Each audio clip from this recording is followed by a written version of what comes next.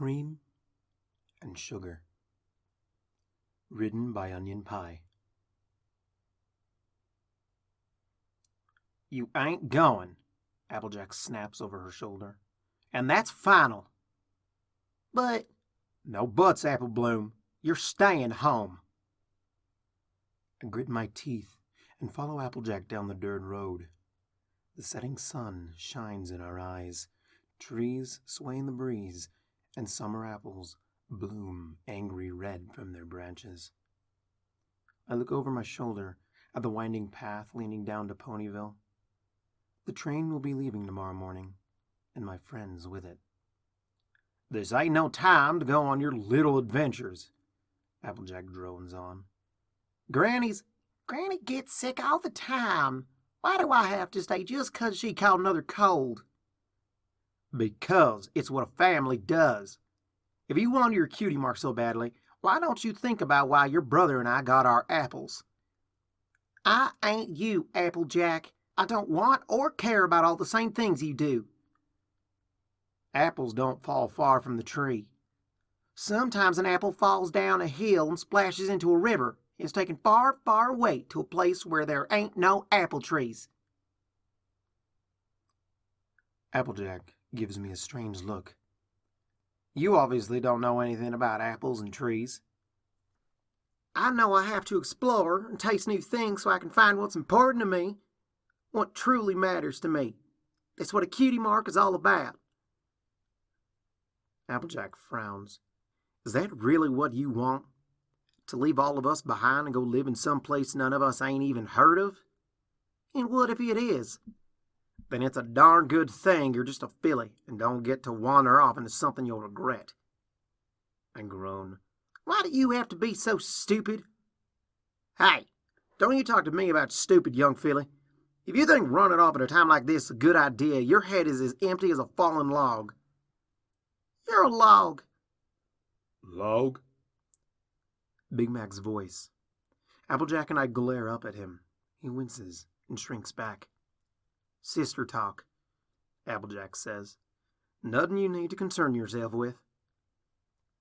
The big stallion chews on his straw, shrugs, and hurries past, the wheels of his cart creaking behind. See, Applejack says when he's out of earshot, Big Mac never complains. Big Mac don't know how to complain. Nope. Big Mac shouts in the distance. Maybe you can learn a thing or two from him then. I step in front of her and glare into her eyes. Will you just sign the permission paper? All I need is your signature and I can go. I ain't signing nothing for you right now, and Granny ain't in no condition to neither. Applejack walks past me. You can go beg Big Mac if you want. Big Mac can't even read. Guess you're staying home then. I shudder and look back over my shoulder. Warm wind blows the scent of sun-baked earth at my side. When I face forwards again, the barn emerges from behind an apple tree, where the road curves, standing tall and red in the open field.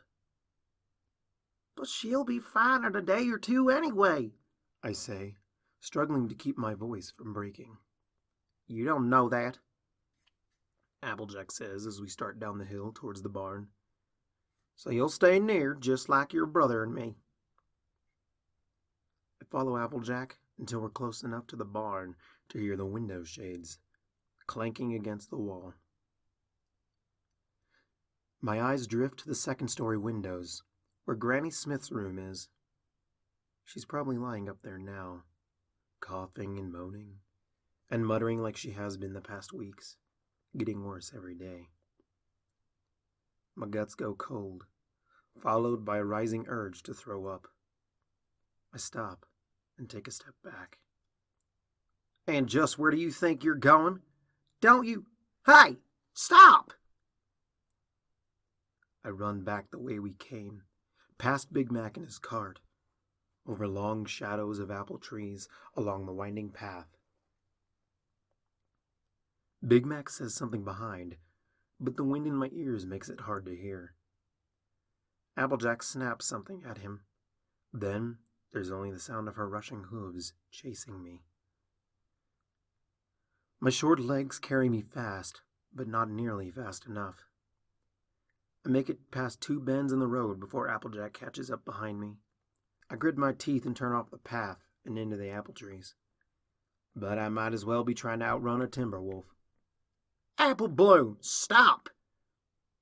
She's almost on my tail again. I pass 2 more trees before she sprints past me and stops in front to block my path. My hooves dig into the ground to stop, but I end up crashing into her chest all the same. She stumbles back a few steps, stops, and holds me with her hoof. When I say stop, you stop! I wrench free from her hoof and step back. I'd curse at her if I could, but I'm too busy heaving for air.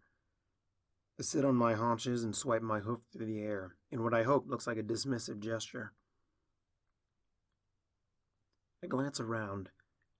I don't recognize this part of the orchard. The grass is thinner here, and the trees carry fewer apples. A wooden ladder rests sideways against a stump, and an old stone well sits lonely on an open patch of dirt in the shade. Applejack jabs a hoof at me. You want to get away for a little while. I get that. But running off like that is not okay. I push myself up to all fours and glare at her. You're so unfair. Fair don't matter here. You're the younger, and that means you do as I say. I open my mouth to protest, and she cuts me off before I get another word out. Granny's been getting worse, and you know that. We need to be close by when she has downswings like this. Why? So we can watch her die? Applejack narrows her eyes, but hesitates. The anger in her expression fades, and her eyes soften. She bites her lip and looks down at the barn, taking a breath before answering. Yes. My eyes widen and my chest tightens. I look away to hide the stinging in my eyes. The last sliver of sun sets behind the western hill, and shadow swallows the orchard. Then I'd rather go to Manhattan with my friends. I turn to walk away. No pony ever got a cutie mark from watching their granny die. Apple Bloom, you don't touch me! She steps in front of me. Just hold on a minute. I turn the other way, eyes to the ground. I get that you... I turn away. She hurries in front of me again. Will you just... I walk past her, and once again she blocks my path. Darn it, Apple Bloom, just... I scream and ram her chest. Hear the wind go out of her. She stumbles back. A twig cracks behind her. She puts a hoof around me and yelps as her legs touch upon the edge of the old well. She trips, falls over, and drags me in with her. For a horrifying moment, the ground disappears from under us, and we plummet through open air into darkness. Rough stone scratches at my back on the way down, and we splash into shallow water in a tangle of limbs and manes and hat. I blink my eyes open and groan at a dull pain in my side. It's dark, dim but not pitch black. I must have landed on a mossy stone. A warm stone. Feels more like grass than moss. I hear a voice, muffled and distant. Applejack's voice. My mind swims with dizziness. I shake my head and look down. 2 green eyes stare up at me from behind a wet mane, right under my face. I startle and squint down. Applejack? Apple Bloom! I wince and cover my ears. Her voice echoes around us. Yeah, you don't have to yell. Are you all right? Are you hurt? I'm fine, I think. What happened? I blink. And why am I on your head? I let go of my ears, feel a jolt of pain when I crane my stiff neck to look up. Oh. A round brick tunnel, slick with wet and covered in patches of moss, stretched up towards the gray sky high above. A rope dangles down 2/3 of the way down, well out of reach. "One of the old whales," Applejack says. "Back from the old days. They should have all been sealed up by now." I shift my weight on Applejack's head. "Ow!" she says. "Watch it!" My hoof presses against her ear. My belly rests on top of her head. "Sorry," I mumble, putting my hoof against a loose brick in the wall instead. It's slippery, and my hoof can't get a firm hold, so I let it dangle down the side of her head. I look down. She's standing in shallow water up to her ankles. "What do we do? Climb up?" "Not likely," Applejack says. "I can't feel my hind leg. I think something's wrong with it. And this mud under the water is sucking at my hooves. I only have one I can move properly." She squints up. "There was a ladder up there. We'll just have to call for Big Mac to throw it down for us." "Think he'll hear us from all the way down here?" "Big Mac!" Applejack yells. I cover my ears again.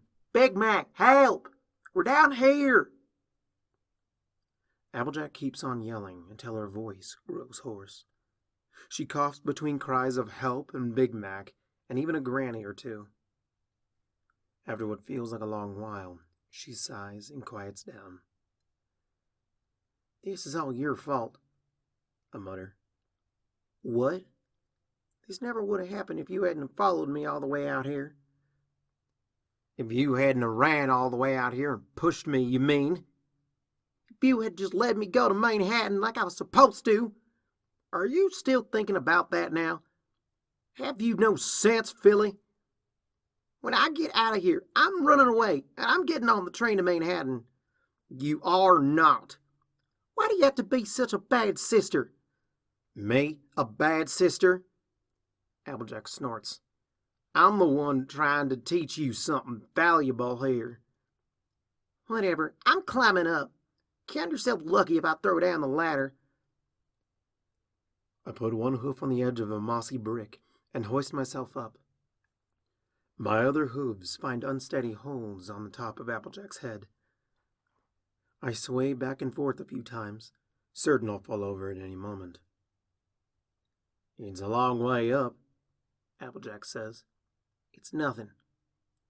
I fix my eyes on the rope, hanging little over halfway down. "Once I get in hold of that rope, it'll be easy."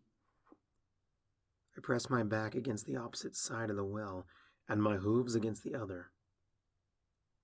I find cracks between the bricks and hoist myself up a little. "Ha!" I say, staying in place without Applejack's support. I put one hoof in front of the other and start to climb. The stones are slippery, but the cracks between them give half-decent hoof holds. "Don't fall and break your neck," Applejack says. Yeah. I keep my eyes on the dangling rope, getting nearer and nearer. "I got..." My hoof misses a crack and slips on the wet stone. I yelp as I fall through empty air. Applejack grunts when I land on top of her again. I nearly tumble into the water, but she pushes me back onto her head with her free hoof. "I told you it ain't gonna work. It's too darn slippery. And I told you I got it." I get ready to climb again. "Stop it, Apple Bloom. You're gonna get yourself hurt. I'm not staying in this hole with you." Applejack groans. "Why do you have to be so difficult?" "You're the one being difficult." I put my hooves in between bricks and begin hoisting myself up. Applejack wraps a hoof over my back and holds me to her. "Let me go." "I said you ain't climbing no more." My hoof hits her face as I squirm. "Settle down, darn it." She moves beneath me, holding me pressed against her back. "Apple Bloom, wait, I think..." We both gasp as we sink down a little. We freeze as the ground settles beneath her. The mud, she says. It's shifting under my hooves. What the heck does that mean? It means that if you keep squirming like that, we might sink right through. Sink through? I look down, feeling a chill. The shallow water on top of the mud reaches up to Applejack's knees. Just stay still, will you? No more kicking. Fine. I frown and shift my weight. But don't think this changes any... I yelp, as Applejack sinks another inch and my head knocks into the mossy stone. Stay still, darn it! Okay. I take a deep breath and rub my forehead. We'll get out, she says, not quite managing to mask the frustration in her voice. Big Mac'll come looking for us soon, I reckon. He'll throw down the ladder. It'll get dark soon, I say, looking up at the gray sky through the tube. What if he hits the hay before he notices we're gone? Winona's on her leash, and I doubt Granny will be up and about this late. Applejack waits a moment before replying. He'll come and get us, even if it ain't until tomorrow morning. Big Mac's an early riser. If he don't notice we're missing now, he will at sunrise. Sunrise? I have to spend the whole night in here with you? A little sisterly time never hurt no pony. Sisterly time, I mutter. No pony ever got their cutie mark in a well. A real sister wouldn't let her sister go to Manhattan. Would you please shut it about Manhattan for just one darn minute? How about I stop talking to you altogether? Applejack takes a moment, like she's about to lash out at me. Then lowers her head and sighs. I'm tired, Apple Bloom. I'm tired of fighting. Can we just not argue right now? Fine. But when I get out of here, I'm going to Manhattan whether you want me to or not. I wait for her to object, but for once, she stays silent. Good, I say, settling in the warmth of her mane. Problem solved. No more arguing.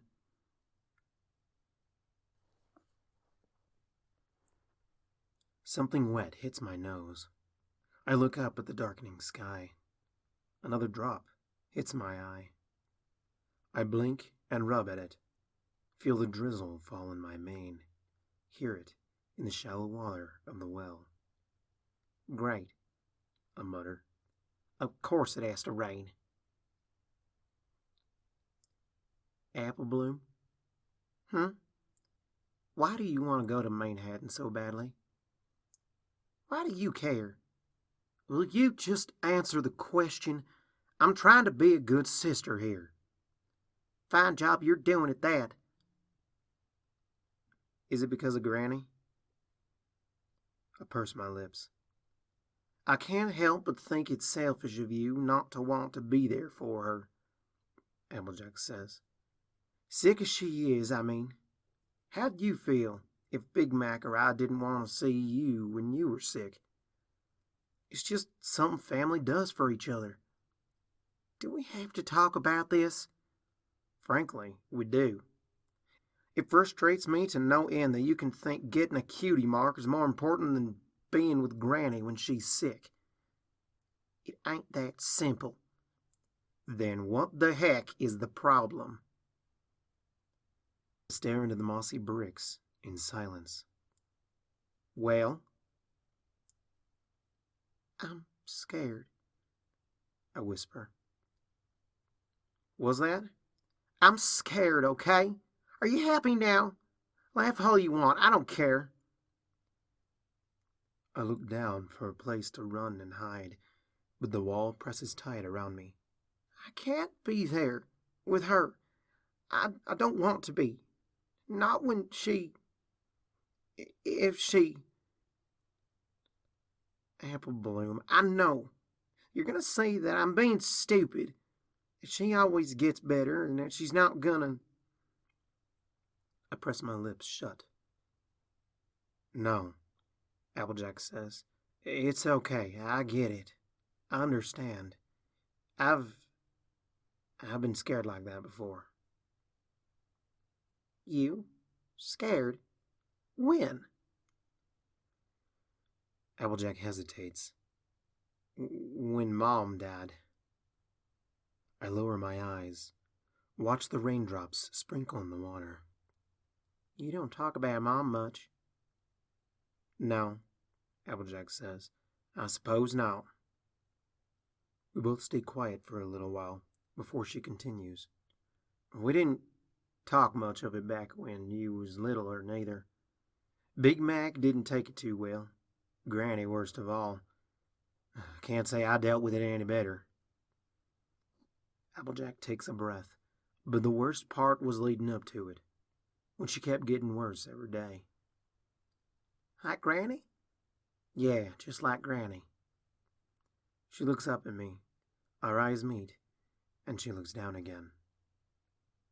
Dad leaving shocked all of us, and it was hard, but knowing that Mom might not live out the day was worse. You wouldn't remember, though. You were just a little foal back then. How come you never talk about them, Mom and Dad? I don't think about them much now. I'd try not to. The rain pats down in our manes, runs down our coats, washes dirt from the cracks in the wall. But I want you to know that it's all right to be scared, Applejack says, especially at a time like this. I don't want to be scared. What you are or what you get ain't important. It's how you deal with it that matters. Fear is fine so long as you don't let it drive you to things you'll regret. Applejack lowered her head, like it did to me. I rest my cheek on her head. Her mane is turning damp. What was she like? Who? Mom. Applejack hesitates. You're the one who brought her up. Applejack sighs. She was complicated. Even back then, it was Granny who took care of us, but that didn't make it any easier when Mom started getting sick. It just felt wrong seeing her like that. She was always so energetic and alive and fun, but kept turning weaker and more miserable every day. I frown, reminded of Granny lying sick in her bed. It was hard, Applejack says. And I couldn't take it.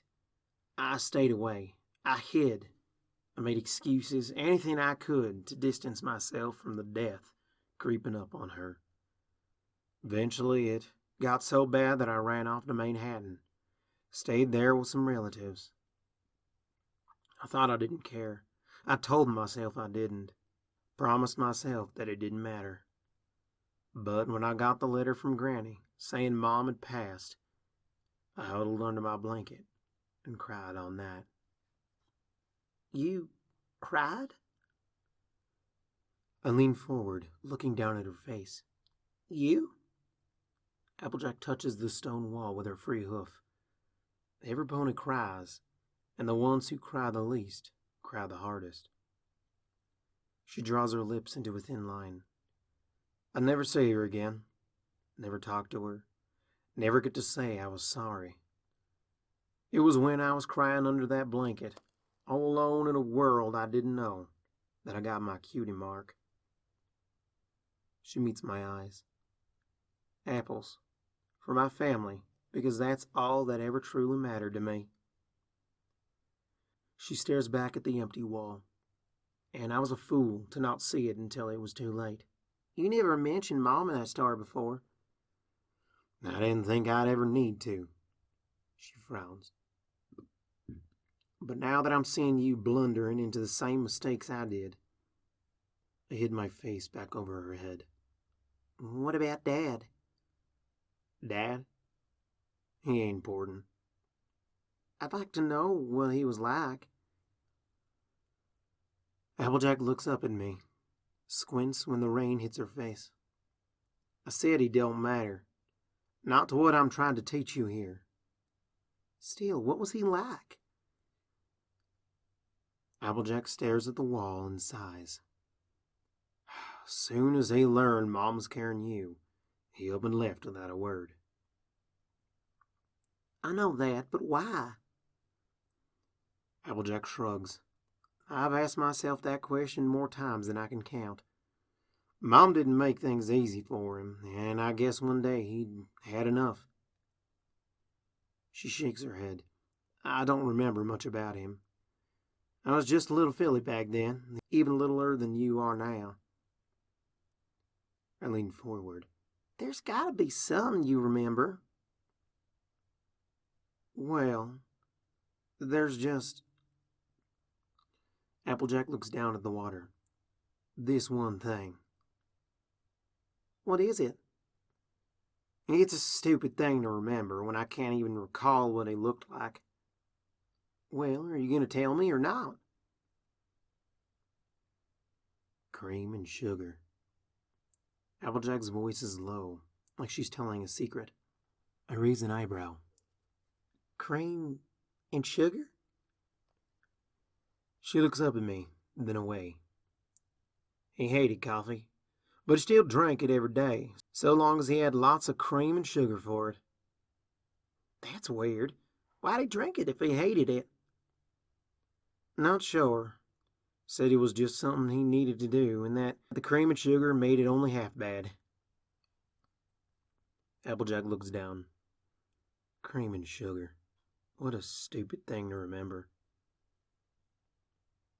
Do you think he'll come back? I doubt it. If he wanted to come back, I reckon he would have already. She pauses. But when I was a little filly, I'd dream of what I'd do if I ever saw him walking down the road to the barn. I told myself I'd hurry and make a cup of coffee, put lots of cream and sugar in it just the way he liked it, and give it to him the moment he opened the door. Applejack looks at the weeping sky. I still think about it, truth be told. You never know. Might be you'll get to give him that cup someday. Yeah, maybe, Applejack says, flashing a smile. I remember how he'd wrinkle up his face when he drank it. Always made me laugh, little as I was. Her smile fades. But back to what I was saying about Mom. There's an important lesson to my story. I roll my eyes. Do you really have to turn everything into a lesson? No, but this one's important. I don't want you to... A bright light flashes in the murky well, and a heartbeat later, thunder cracks like the world's splitting open. I duck down and cover my ears, feeling my chest vibrate as dust falls from the wall. I hate thunder, I say, clenching my eyes shut as the crackling fades. Little thunder never hurt no pony, Applejack says. But it sure is raining hard. I'm cold, I say, shivering. My whole body is soaked, my wet mane plastered to my head. I open an eye and squint up. Dim moonlight shines through dark clouds high above, barely bright enough to see the water running down the round wall. Morn'll come soon, Applejack says. Big Mac'll get us back up, you'll see. He better, I say, rainwater running down my face. I've never been so miserable in my life. A little rain is nothing. It can be much worse. Applejack speaks on with a lowered voice, too quiet to hear over rain splashing in water. What?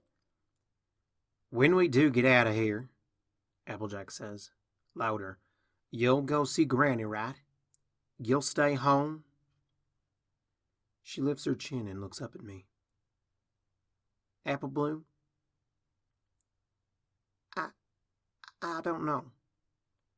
You don't know? Me staying home for another week ain't gonna change nothing. And the Manhattan train leaves in the morning. Applejack sighs so hard it sounds almost angry. Yeah, after everything I told you, you still don't get it? What's there to get? Your family, Apple Bloom. That's what you need to get. You guys will still be here when I come back next week. Even if I spend a whole year away, you'll still be here at the orchard. I look down, cringe back when I see the frustration in her face. I mean, it's not like you ever leave. Applejack keeps quiet and stares into the wall, like it's something she wants to hit. More importantly, I say, looking down behind my shoulder. Is it just me, or has the water risen? She frowns at the water, lapping against her thighs. Tends to happen when it rains. Yeah, but where will the water go? Up. While we're down here? Mm-hmm. That's bad, ain't it? It can be. She squints up at the rain. We might not have time to wait for Big Mac. What do we do then? I look around the cracked bricks in the bottom of the well. Can you climb? Applejack winces as she tries to move her legs a little bit under the water. I still can't feel my hind leg, and two of my others won't budge from the mud.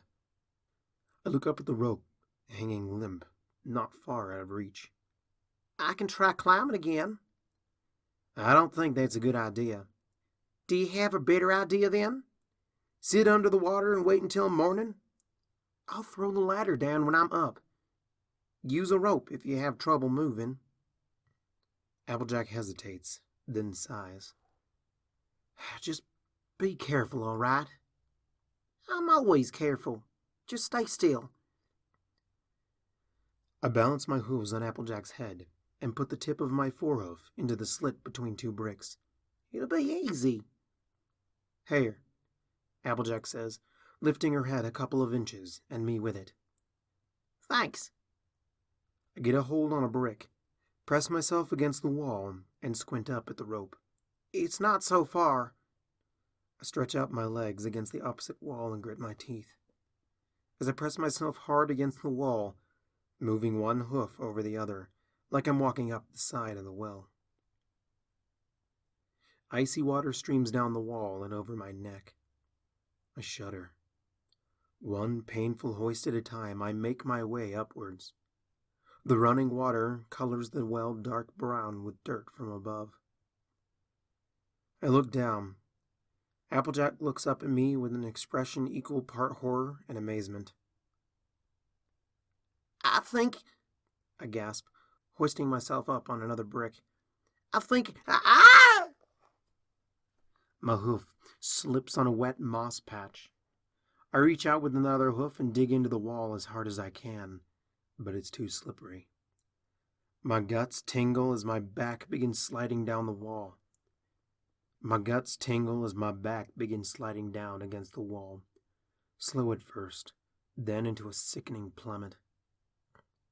I splash down in the deep water, my mouth and nose and eyes filled with cold darkness. I flail against the murk.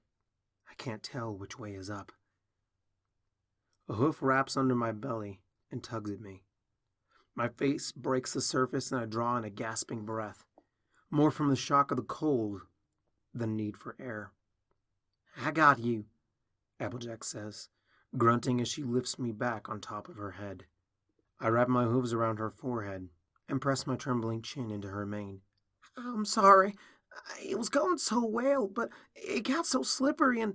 It's all right, Applejack says, louder now to get through the rising sound of heavy rainfall. Can you move your legs? I wiggle my legs one at a time. I think so. Good. You can swim then. Swim? I look down at the rising pool, up to Applejack's shoulders. You're not going to drop me back into the water, are you? I'm not going to drop you, but I reckon the water's going to come to you, so you'll have to swim anyway. Where the heck am I supposed to swim? Up. You swim up.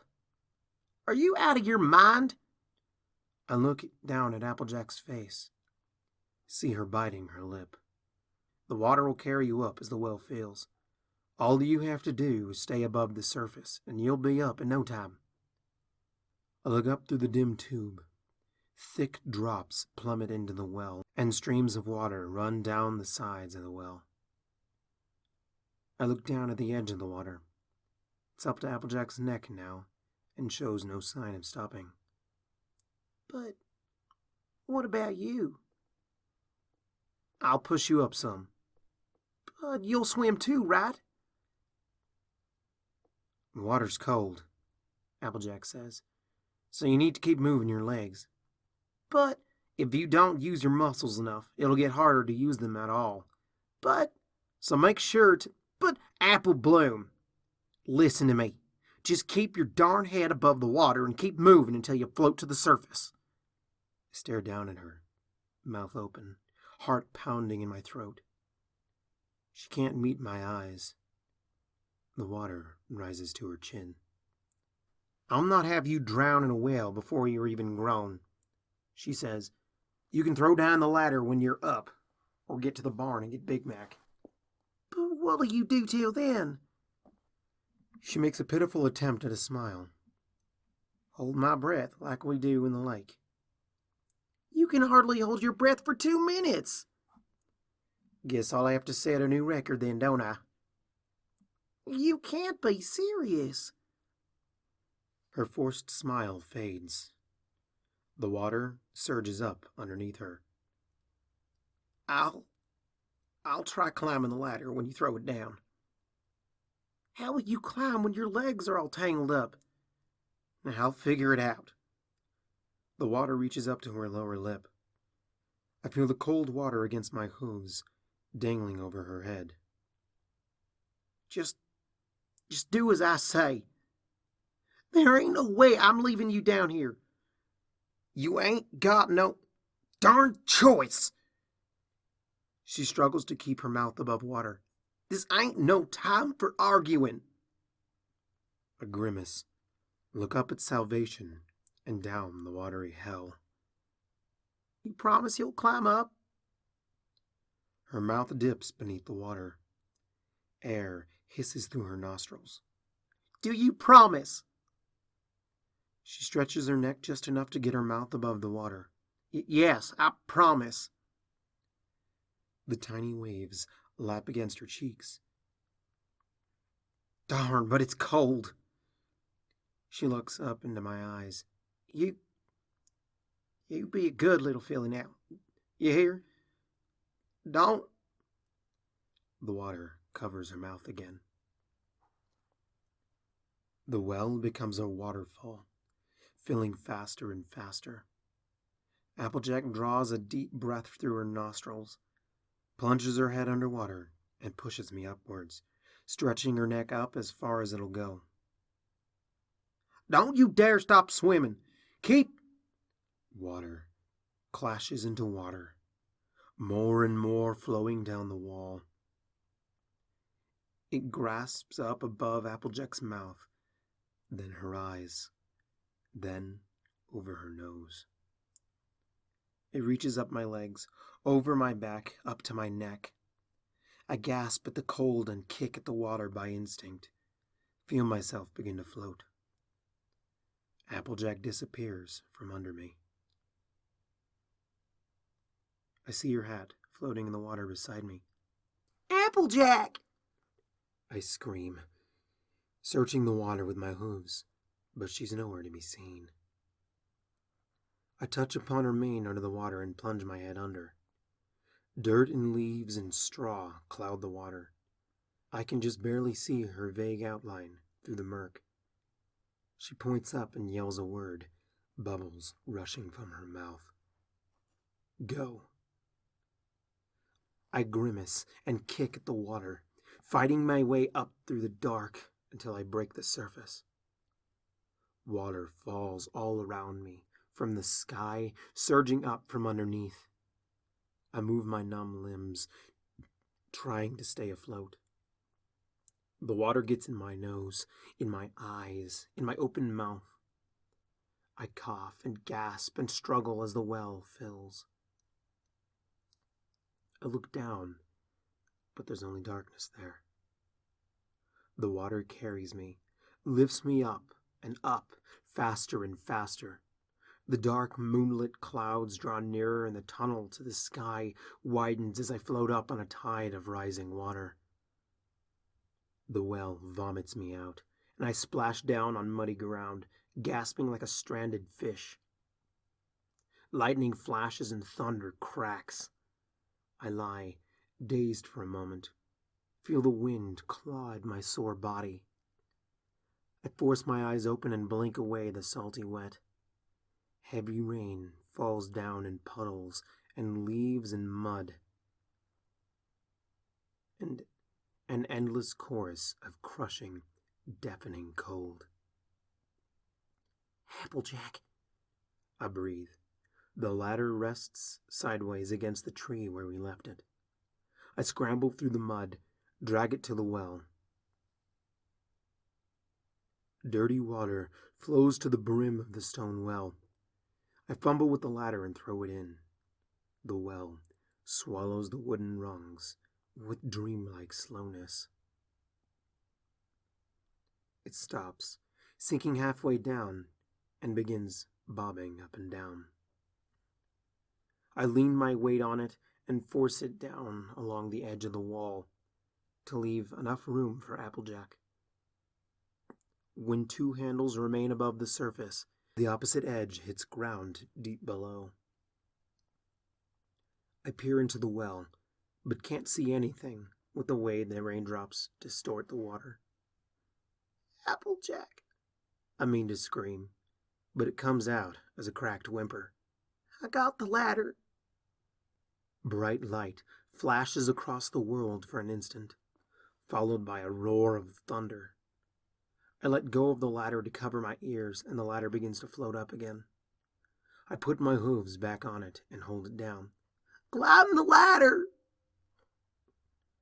The rain pours on as I wait. The thundering clouds flash and spit. But no answer comes. Nothing but the sound of rain, the cold touch of mud, the fresh scent of wet grass and dirt and blooming apples. Why aren't you climbing? I whisper. The ladder's right there. I stare into the rippling water, watching for any signs of movement. You stupid idiot! You said you'd climb up! You promised! I kick the stones. You liar!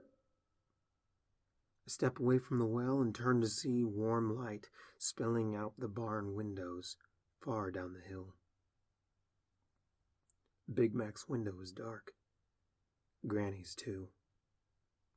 I turn back to the well, heart thundering in my ears. You can't drown. I breathe through gritted teeth. Not you. I step back again, afraid to even look. I swallow my fear, take a deep breath, and leap back inside the well. The cold of the water hits me like a train, and for a moment, my muscles tense so hard I can't move. I force my eyes open and peer down into the murk. Lightning flashes above, but the light hardly reaches halfway down the well. It's like there's been a fire down there, and shadowy soot reaches up the wall, growing blacker the farther down I look. I shake life into my limbs and begin swimming down, the water weighing heavier and heavier on me. I hardly feel the cold anymore. My eyes dart around, but it's barely enough light to see the tip of my nose. I search with my hooves, but there's only more water and bricks and empty darkness. I catch the faintest green shimmer of her eyes. My heart leaps in my chest. I swim faster, hoof outstretched, reaching. Clouds of dust move in the water, and the green fades to black. Dizziness swirls in my head. I can't see. My lungs scream for air. My body is numb from the cold. Water squeezes hard against my temples. Fear takes hold. I freeze. My legs refuse to move. I scream her name through the water, bubbles rushing out. Silence. I peer down for another heartbeat. Then I turn and swim up for the surface. Eyes bulging, lungs burning. There's more lightning above, but no sound. Only a dim glow, growing brighter with each flash. I break the surface and heave for air, reach over the edge of the well and rest my shivering chin on the wet stones. I cough and gasp and scramble out of the well like it's a monster trying to eat me. I fall back to the ground and crawl through the mud before collapsing. I huddle into a trembling ball and squeeze my eyes shut. Every inch of my body aches. The sky flashes and cracks. The rain pours on. I lie still in the mud, barely breathing, tears mingling with the rain. Seconds turns to minutes, and minutes to eternities. The wind calms, the downpour fades to a drizzle, and my sister's words wash over me, over and over, like waves of scalding cold. You never truly appreciate family until... There's a tingling on my flanks, a growing warmth. I startle and blink my eyes open. A dim-colored glow shines on the ground beside me. First red, then green, then yellow. The light fades and shadows close in around me. But in the morning twilight I see a mark above my thighs. 3 apples, each a different color. For a moment I can only stare, wide-eyed. My lips tighten. The air wheezes through my sore throat. Laughter, sobbing, crying. My head drops back to the mud, and my whole body shakes with something beyond joy or misery. The first hints of dawn claw through clouds in the cast. The last trace of rain fades. The thundering clouds hold their breath. And someplace far away, a train screeches its brakes.